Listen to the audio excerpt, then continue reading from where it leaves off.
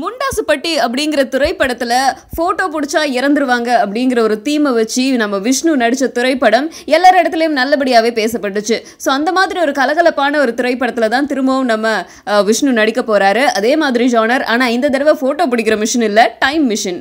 ஒரு டைம் மிஷினை வச்சு ட்ராவல் பண்ணுற மாதிரியான ஒரு கதை அம்சத்தில் நம்ம விஷ்ணு நடிக்கிறாரு. அந்த திரைப்படத்துக்கு பேர் இன்று நேற்று நாளை.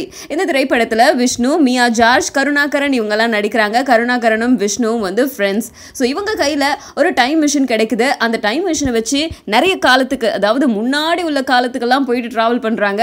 போகிறது மட்டும் இல்லாமல் காந்தி தாத்தா காலத்துக்கெல்லாம் போயிட்டு அவர்கிட்ட பேசிட்டு செல்ஃபிலாம் கூட எடுத்துகிட்டு வராங்க. இந்த மாதிரியான அட்டகாசங்கள்லாம் பண்ணிட்டு இருக்காங்க. கேட்கும் போதே படத்தை எப்போ பார்க்கணும் அப்படின்னு ஆசையாக இருக்குல்ல, எனக்கும் தான்.